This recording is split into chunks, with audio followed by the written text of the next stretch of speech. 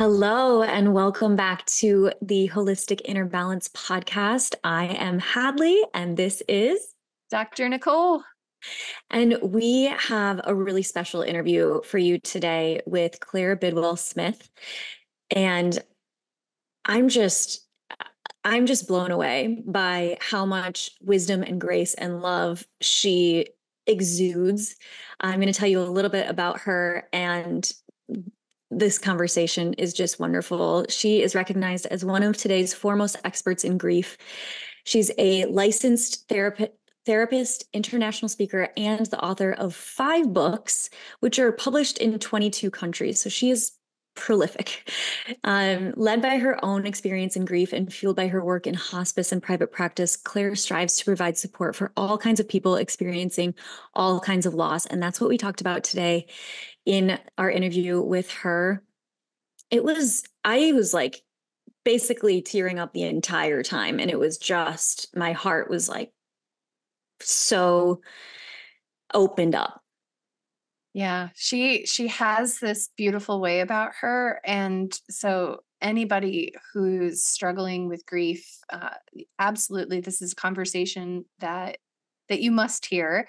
Yeah. And if you have a loved one in your life who's maybe dealing with grief, there's really good support for you here too. And then absolutely her book. I love her writing style in general. Hadlee and I were just talking about it. But her most recent book, Hadlee, you were just like gushing over how good it is. It's so good. The structure of it, she structured it so that it's a couple of pages for each chapter. So if you are grieving, you don't have to read this whole long thing. You can just go pick up the book, read a couple of pages, and kind of sit with it. And I think that it's just genius how she did that. And this conversation, we talk about anxiety, what that is paired with grief, that a lot of people are not talking about or taught about when it comes to grief. We talk about grief rituals. We talk about the role of spirituality in grief. And we even talk a little bit about how you can support other people who are going through grief as well. So it's a really, really rich conversation, and I'm really looking forward to hearing from you all about what you think. Awesome. So are you ready? Let's jump in. Let's do it. All right. So we are here with Claire Bidwell Smith, and we are so excited to learn a little bit more about all of the work that she's done. She's got 5 books out. Like we're like, oh, we can talk about anxious grief. We can talk about conscious grieving. And she's like, oh, well, actually I've got 5 books. I'm like, oh, okay, cool. So we're going to hear from her all about all of the things. And I'm just really excited to jump in. Thanks for having me. Yeah. Thank you for being here. Yeah. I'm curious about your story, if you don't mind sharing how you got into this whole area of emotional wellness support, grief, consciousness, anxiety. Yeah, I don't think anyone grows up wanting to be a grief therapist, but I wanted to be a writer. So I am. I've written all these books, but both of my parents got cancer at the same time when I was 14. And I'm an only child. And my mom died when I was 18, just starting college. And then my father died 7 years later when I was 25. And so I entered into young adulthood with a lot of grief and a lot of big existential questions and kind of just going through things that none of my peers were at the time. It's interesting. I'm 46 now, and a lot of my friends are starting to see their elderly parents through end of life and different things. And that's something I went through so long ago. But I came through it with like a lot of questions about how we hold space for grief in our culture, in our society. And, for the most part, we don't do a great job. It's improving a lot more and more these days. And I think we've seen a big shift since the pandemic. But I ended up getting my master's in clinical psychology and becoming a therapist, and knew that I would want to work in this field because there was so little support for it. Yeah, you're providing the support that you needed back in the day that you see Yeah, as absolutely. I love that you're also merging your passion for writing as well as being a clinician working with people. it gives so much more accessibility to people who can't see you or work with you directly to still get your wisdom. Yeah, absolutely. I just felt like there was a lot I wanted to impart about grief. I began working in hospice right after grad school as a grief therapist. I was like 29 years old. People would look at me and I would run these support groups and they would be like, what does this young girl know about any of this? But I did know a lot, but I also didn't. It was really eye-opening to kind of go into that work knowing my own grief and then sitting with so many other people in various types of grief and different losses. And I just saw a lot of misunderstanding around grief. I saw a lot of confusion. I saw a lot of fear. I even saw shame, people just feeling ashamed that they were carrying so much grief or that they were grieving for longer periods of time than maybe others around them expected them to. And so I wanted to continue to kind of open up the conversation about that and help people understand a little bit more about the process. Yeah. In your most recent book, I thought it was really amazing how well, first of all, I love the structure of it because it's like sort of bite-sized pieces that you can go through and Yeah, nobody wants to read a big thing when they're grieving. Exactly. I was like, oh my gosh, this is so well, just, yeah, so well structured. But I really, really liked how you said, like, sometimes you aren't just sad. Like, most of the time, there's so much more layered underneath. And like, sometimes you didn't actually like the person that you're grieving, And would you talk a little bit to that? Because I think that is massively missing in the conversation. Yeah, I think grief is much more complex than we give it credit for. I think the depictions that we see on television and movies of grief being this very sad thing, like Steel Magnolias or something. There are losses like that and grief like that, but more often than not, grief is pretty complicated, and we have complicated relationships with the people that we grieve and lose. We have other things that we grieve, like divorces or jobs that we lose or moving. So there's a lot of different layers, and often, too, we come away from a big loss, maybe feeling guilt about something, the way a relationship turned out, or something we wished we could have done differently, or someone had a really difficult medical experience, or we come away with anger sometimes, we come away with anxiety. So there's a lot more to grief than we usually kind of see out there. It sounds like you're kind of talking about a little bit of a nuance between grief versus sadness. Yeah. Well, I mean, sadness is definitely a component of grief. Grief is about loss, and loss is about change. And so we may go through a really big loss of a parent or a partner or a child.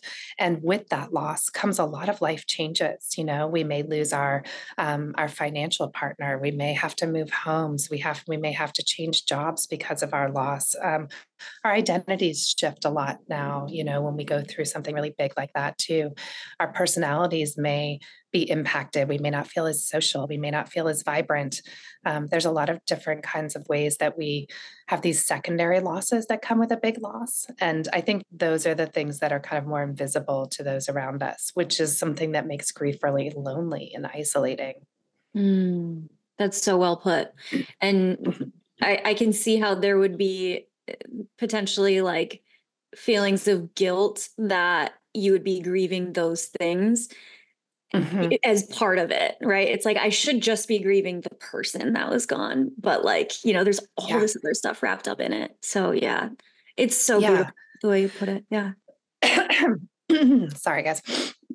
No, I think that's such a big part of it, that it ends up, again, feeling really lonely. And we feel like we get these expectations from people around us to kind of bounce back quickly, or like, when are you going to be back to normal or back to your happy self? But sometimes with big loss, like, our whole belief system about the world can change. When I was 18 and lost my mom, it shifted the whole way I understood the world, that scary things can happen, that you can lose a mom, those weren't things I understood or believed at all. And so it really kind of changed how I went forward, and like what mattered to me, and how I wanted to spend time, and how I wanted to be in relationship with other people. And I see that for so many others. Your whole worldview can change. That's something that can cause a lot of anxiety. It's so unexpected. I think we have these ideas about grief before we go into them, that it's going to be sad and hard, but that we're going to come through it. And And then it's often much bigger and kind of more unwieldy than people expect. And it has these larger ripple effects. As a clinician, Absolutely. I remember being in my counseling program and talking about the diagnosis in the DSM-4 TR of bereavement and how Mm-hmm. long bereavement should last. And then Yeah. if somebody grieves longer than the allocated amount of time, then they have a clinical disorder, like major Right. depressive disorder or generalized anxiety. And so I think that you're really, in a sense, calling out the messaging and being trauma informed about how it's not just a singular process, but rather it can change your entire worldview. It can change everything. And Yeah. It really can. And it's not enough to just diagnose someone with, major depressive disorder after a lingering experience of grief. We really have to kind of dig deeper into that loss, how it's playing out for them, what the relationship was, how it's impacting their life. There's so much more there. I work a lot with anxiety after a loss and grief, and that was something that was a big experience for me after the deaths of my parents. I just had a lot of anxiety. Partly that was due to everyone just kind of telling me I should be fine. Like, oh, you're 20, you should be fine. Just go forward into life. And a lot of my peers not really recognizing what I was going through. And so I was trying to suppress it and just trying to be normal, but that wasn't working. And I wasn't allowing space for my natural grief process. And the kind of anxiety would burble out because of that. And I see that time and again with lots of people, whatever the loss is, there's a lot of anxiety that can come. Also, again, that shifting of the belief system, like the world can suddenly seem really scary and unpredictable. I think we saw this a lot in COVID.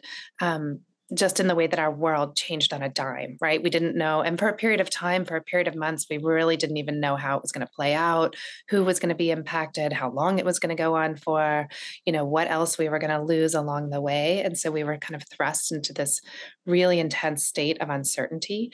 And that happens a lot in loss. And so it makes sense that people get anxious, but I hadn't seen it talked about or written about anywhere. And so I began to write about it. And when I began to write about it, all these people came to see me and they were like, I think I have anxious grief. And I was able to learn a lot more about it, more than just what I had gone through myself. Yeah. So could you yeah, tell us a little bit more about what causes grief anxiety, what grief anxiety really looks like? Because I think that might be something that our audience would really, really resonate with. And I know that that's something we really wanted to talk about with you. Yeah, I mean, it presents in different ways. Some people will experience anxiety for the very first time after a big loss. Some people will have already grappled with anxiety to a large degree or a small degree, and then it kind of has an uptick after a loss. It can present as panic attacks, health phobias, social phobias, catastrophic thinking. All of these kinds of things can suddenly become very prevalent in your grief. And I think we do a lot of that catastrophic thinking afterwards. We're trying to prepare what's the next bad thing that can happen. I've seen it even in cases of people who maybe lost someone to a long illness. You knew that they weren't going to make it, but still, after they're gone, it's so startling. And you start to worry and want to prevent that from ever happening again. You want other people to be okay and safe. You worry about your own health. So you start to try to think ahead of it. But what that does is it thrusts you into a place of seeing the world through this lens of, what terrible thing is going to happen next. And that can be a really stressful state to be in. It can be really debilitating. The health anxieties, people going to the doctor all the time, worrying that there's something wrong with them, going down Google rabbit holes, checking symptoms, and then just kind of these general panic attacks. And I think the other thing too is kind of the social aspect of not quite trusting who you know yourself to be after a big loss. Like you may have been a really outgoing, happy, social person, and then you lose your best friend in an accident, and you suddenly are like, the world just drops out from underneath you, and you've lost some of your joy for a period of time. You've, kind of lost the desire to just go out and feel carefree and hang out with people. So you kind of aren't always sure how you're going to behave in certain social situations, and that can cause anxiety. The good news is that there's a lot we can do to work with it.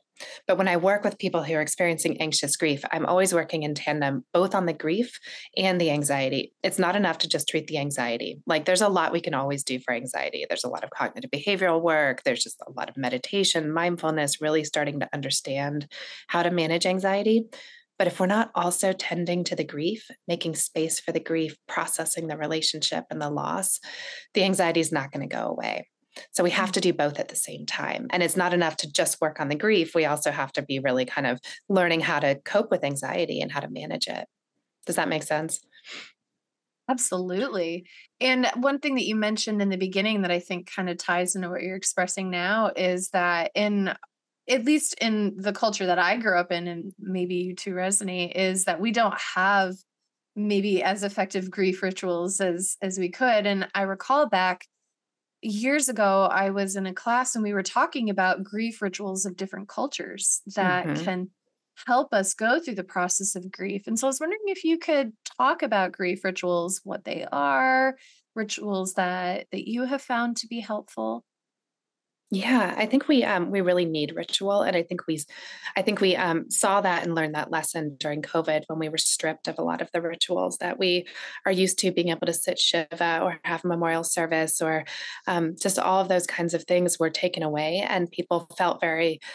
It was just very aware that we actually need them more than I think we realize. I think it's about making space for it, and when I say that, I mean getting up in the morning and maybe lighting a tea light and just thinking about your person or having a good cry before you go into your hectic workday, journaling about it, talking about it, being in a support group, having your grief witnessed and seen when we're carrying a big loss and we have to go out into our busy days and people don't really at all see what we're carrying on a daily basis with us.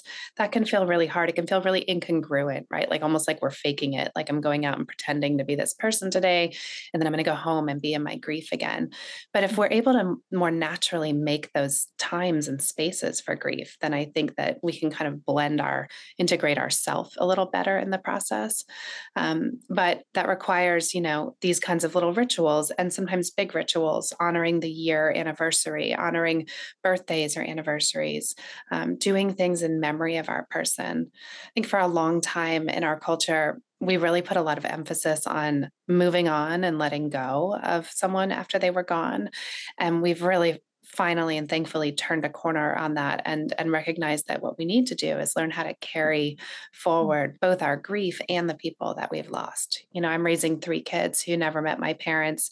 And that grief is not acute anymore. I'm not actively grieving them, but I still feel that loss, many different times. I'll go to my kids' like 8th grade, you know, thing at school. And I just have these pangs of like, God, what would it be like if my parents were here? And so part of that has been learning how to carry that, learning how to be able to talk about it and find places for that. And then also how to honor them and bring them forward. So I'll like get my mom's favorite flowers for my daughter after her recital, and something like that of just kind of continuing to bring them into our lives. And I think that those are really important rituals too. We like celebrate my mom's birthday every year. And like I let my daughters make a cake, and it was really cute when they were little. They would make these like crazy messy cakes and I would just let them do whatever. And it felt sweet. It felt like my mom, if she could see it, would just be really delighted, and that felt good. That was a way of making space and acknowledging and honoring this loss and this absence. Oh, that's so beautiful. And yeah, I think if you look at traditions from all over the world, that was always part of it, was honoring people who have passed. Like it was. from Americans are not so great back. at it, but Yeah. a lot of other cultures are much better at this than we are.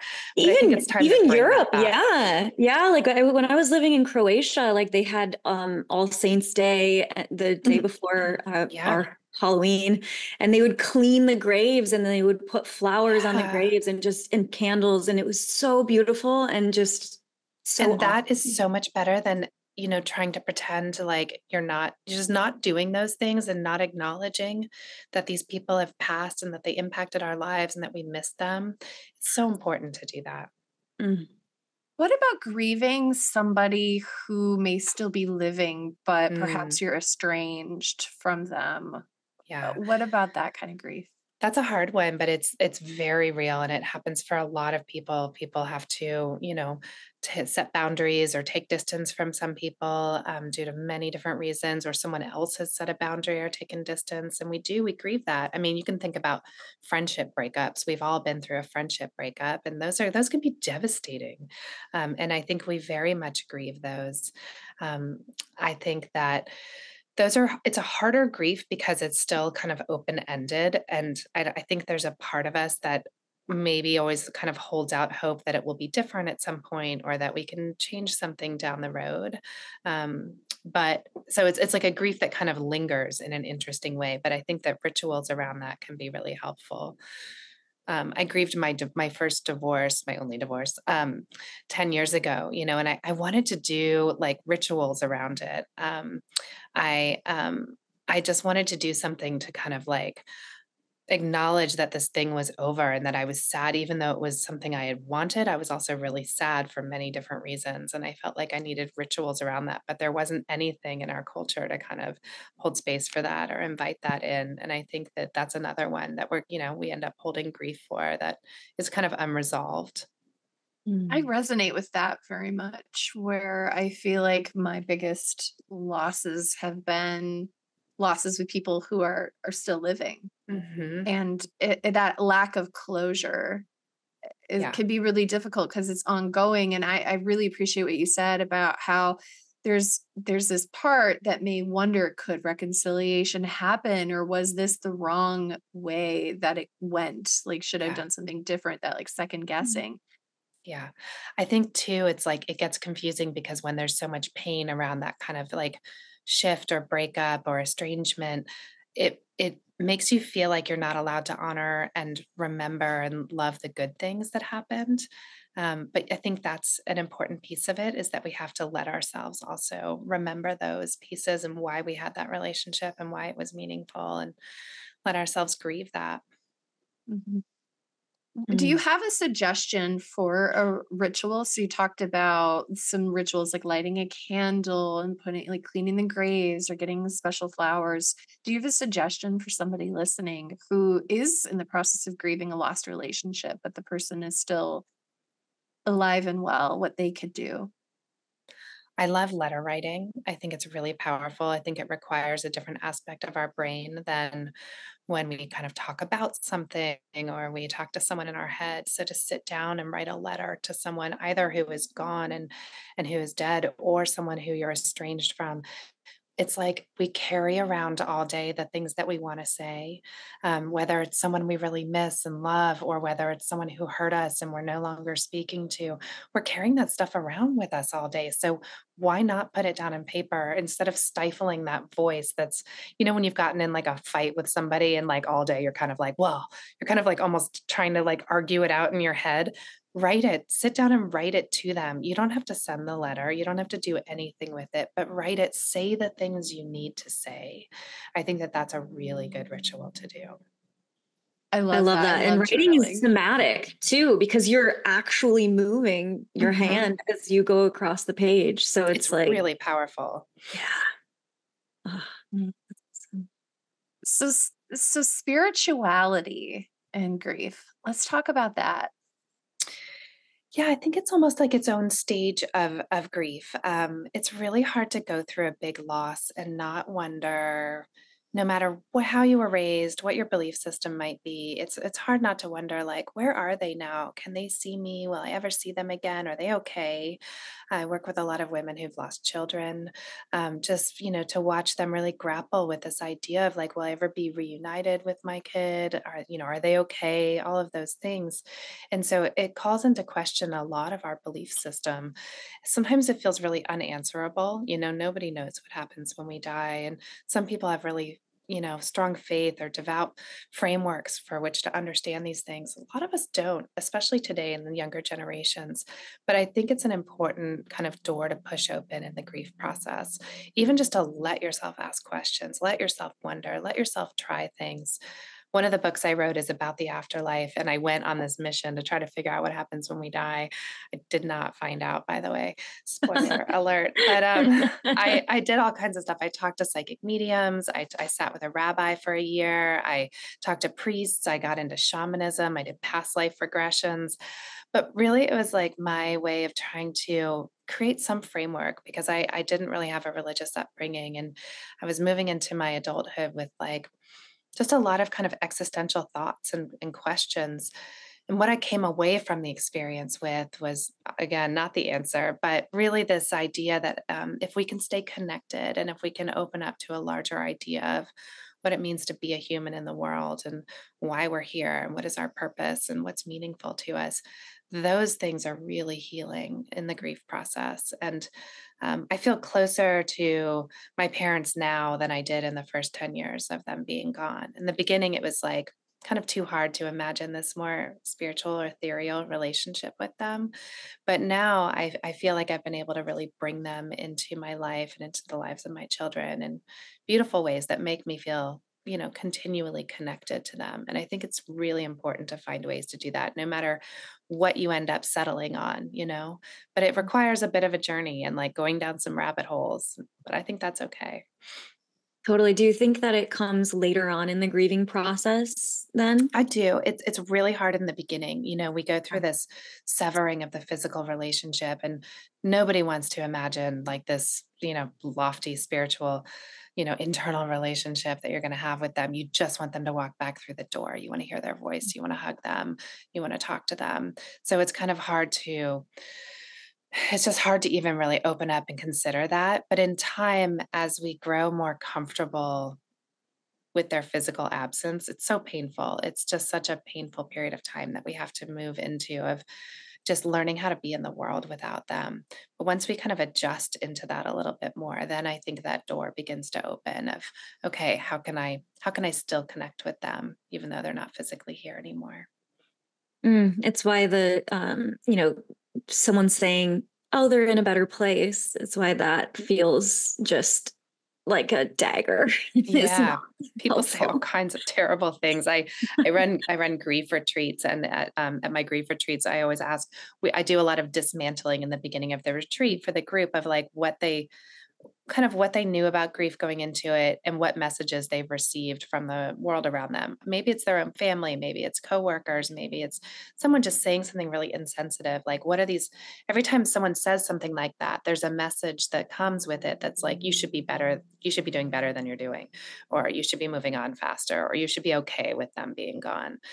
And those messages are really hurtful. So at the retreats, I'll ask people like, what was the worst thing someone said to you after your loss? And like every hand in the room goes up. Everybody's got something or multiple things that people have said to them. But a lot of those kinds of things, they're in a better place now, or, they're God needed them there more than you needed them here, or something like that, which is just like, well, I don't know. I might disagree with that.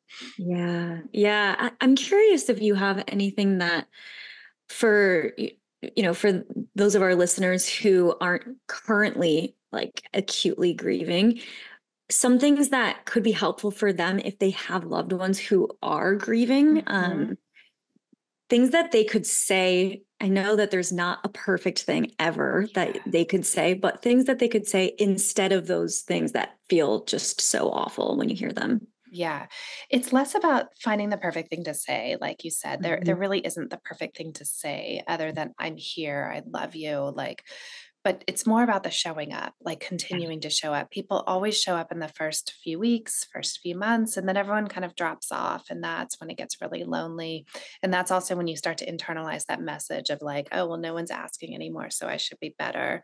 And so Mhm. continuing to show up long past, when the person is gone, the simplest thing you can do is like put dates and anniversaries in your calendar. I put them in all the time for my friends, for my clients. Someone will say, my husband died on April 24th, and I'll just stick it in my calendar. And on that date every year when it comes around, I just send them a text and just say, like, thinking of you today.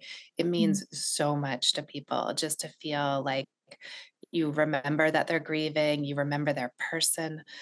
It means a lot. And you can just also do things like show up at someone's house, take out their trash, take their kid to the park for a couple of hours, like, just just show up and don't ask what they need because they don't know what they need. So just do some stuff that you feel like would be helpful. Yeah, my mom always brought lasagna. So Yeah, Midwest. totally. I love it. That's Bring a great. casserole. Yeah. Yeah. Yeah. Mm. Well, that's great. That's really When I great. was teaching in school, they talked about in the curriculum, and I was like, oh, and so I'd actually love to hear your perspective. They always taught about they had it designated, I think, 8 stages of grief. Yeah. And I was curious if you could speak on that from your experience.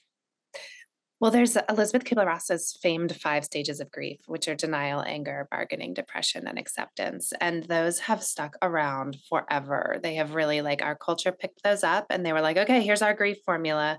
And in some ways, it kind of makes sense that we would be drawn to a formula, when we're in so much pain and we're going through like just such big life changes. It would be so great if there was like these 5 things we had to do to get to the other side of it.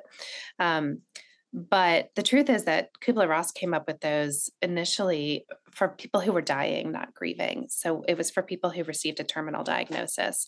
And when they received that diagnosis, then they would go through those 5 stages. You would be in denial first that you were dying. Then you would be angry about it. Then you would start bargaining with yourself, your doctor, your higher power. Then you would slump into some depression and eventually come around to an acceptance that this is happening. They work really well in that context. But for grief, they don't work as well. And she herself even said that, they weren't meant to be a formula. They're more fluid than that. And I think that there's a lot of other aspects that come into play as well, besides those 5 stages. And so I think, anxiety obviously is a big component that I talk about a lot. But then there's like, things that we need to work through, like guilt. There's a spiritual aspect that we need to discover. There's just a lot of different layers. In my new book, I outlined 4 orientations, I call them, because I think grief is so disorienting. And they're entering into grief, engaging with grief, surrendering, and transforming through grief. And, when we go through a big loss, it's something that happens to us. It's not something we asked for. It's not something we invited. It's not something we would have chosen for ourselves. It's something that happened. And that can make us kind of feel like we don't have any agency, but really how we grieve is up to us. So we enter into grief kind of unwillingly, and then we can begin to engage with it and figure out tools to move through it, how to make space for it, how to honor people, how to support ourselves and do emotion regulation and, reach out to others and connect with people who are grieving. Then we can kind of surrender to it. We fight grief so much in the beginning. We want to control it. My clients will ask me for homework or like a timeline. We really want to like get on top of it. We'll read 10 grief books and be like, okay, I'm going to figure this thing out. And at some point, we just kind of have to surrender to the fact that this is happening and open ourselves up to it. And that's where the transformation often comes, because I think grief asks a lot of us, but in some pretty powerful ways. It really asks us to examine what matters to us, how we want to live our lives, what our relationships mean to us. I've seen people make incredible changes after a big loss. There's some stupid saying that you shouldn't make any big change in the first year of a loss. I disagree with that. I think I've seen some people have these moments where they're like, oh my God, I've been living like a totally surface, shallow life. And now I don't want to do that anymore. And I'm going to cut out some of these toxic relationships. I'm going to pursue this career I always wanted to. I realize now that we have, finite time and that these are the things I want to value in that time. And so I've seen people really kind of transform into the best version of themselves following a big loss. Not right away, again, for someone who might be listening who's in really the new throes of grief, it's hard to imagine that kind of stuff. You don't want that. You don't want to become the best version of yourself without the person you lost. But in time, those things really are possible. I love that. And I was thinking about how when we go through loss, there's an adaptation that our nervous system has to go through, because the world was oriented in a certain way and then suddenly everything changes. And so that requires a process of adaptation. And so that's, looking at your nerves, it's looking at your gut, it's looking at your immune system, it's looking at your hormones, it's looking at your entire mind, body, and spirit. And that whole, you as a whole person has to adapt to whatever's new and different. And there's so many ways of approaching that, one of which can be is making changes to how you exist in the Mhm. world. And so I Yeah. really appreciate giving people permission. Like if there was something that was holding you back from moving forward into maybe a more authentic, intuitive you, then and this is providing you the space to really look at that. I love that you're giving permission for people to do that, to take those steps. Yeah, absolutely. I really wanted to kind of start a more hopeful conversation about grief and loss too, because it's really looked at so often as an affliction or this horrible thing that you're going to have to slog through. And yes, there are deeply painful aspects of it, and it can be really upending in your life, but there's also positive, things that will occur and shifts that will happen and, things that you can't quite imagine until you're there. And I love that you're also just stripping away the rules. Like you said, like there's a weird saying, like not to do anything in Yeah. the first year, or like that you have to go through these stages of grief one by Mhm. one. Like there are no rules. This is the wild, wild west. Now let's actually do Yeah. something that's going to be useful for you instead of. And I think just leaning into it is the way to kind of do that, to open yourself up to it and just kind of surrender to it. I think that, again, we fight it, we avoid it, we suppress it, but really just like lean into it, let it show you how to get through it. And what would you say to someone who's like, yeah, but if I lean into it, I will never get out of it? Definitely. I think that's a really huge fear for so many people. Yeah. And I get it. People tell me all the time, I'm afraid if I start crying, I'll never stop. I'm afraid if I open up to this grief, my life will fall apart. And I'm like trying to take care of a family and go to work and, my marriage and all these things. But really, it's like the only way out is through. But often I think we need more support than we give ourselves credit for. So don't be afraid to get a therapist or a counselor or a grief coach. Don't be afraid to join a support group, go on a retreat, like do these things that will help support that process so that you don't feel like you're going to just fall through the floor and disappear into your grief. Like that doesn't need to be the case for anyone. There's so much grief support out there. There was nothing 20 years ago when I was going through this. And now there are so many incredible forms of grief support. So I think that that is really the answer to that fear. Mm, so I'm good. wondering about transformation, and you talked about, and so I'm curious about stories of transformation, stories of hope that you could share with us before we finish up today.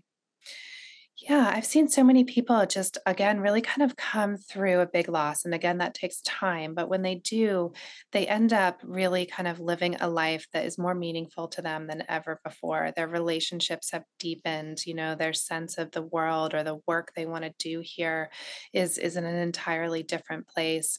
I've seen a lot of people take up causes around, how their person died. And that can be a really beautiful way of just you know, trying to turn all of that kind of painful energy into something useful to help others. There's just a lot of kind of beautiful ways that I think we come to understand each other and connect with each other. People ask me all the time if this work is sad and hard. And it is sometimes, but more than that, it's really beautiful. I feel like I meet people at their kind of rawest points of humanity and I see so much of a reflection of love and relationships and the way that we get to connect with others and how beautiful that we have these relationships that we grieve. It's amazing that we had them at all, these deep loves and these deep connections. And I think when you kind of come through that transformation process of grief, you come away with that. And it really informs the way you walk through the rest of your life in pretty powerful ways. Mm. So, your latest book, tell us how people can find your book and find you. You mentioned retreats. I'd love if you could share a little bit about that too. Yeah, all my books are wherever books are sold. Conscious Grieving is the new one. There's Anxiety, the Missing Stage of Grief, and then there's the Afterlife one. And my first book is a memoir called The Rules of Inheritance, which is about my own personal story. So they're all available anywhere books are sold. And then on my website, which is just clairebidwellsmith.com, you can find retreats, support groups, one-on-one work, grief resources, and a directory of lots of grief therapists around the country. I try to put out as much as I can just to provide as much support for everyone at all different, availability of resources. Mm. Thank you so much. I'm so very grateful for you holding this space and speaking in a way that feels accessible for people about grief. Thank you for that because your work is Mm. just so important. You're welcome. Thank you for having time for this conversation and putting it out there for people. I'm sure that like anyone listening who's going through any kind of grief will just feel kind of seen and understood in it. Absolutely. Thank you so much. You're welcome. Thank you.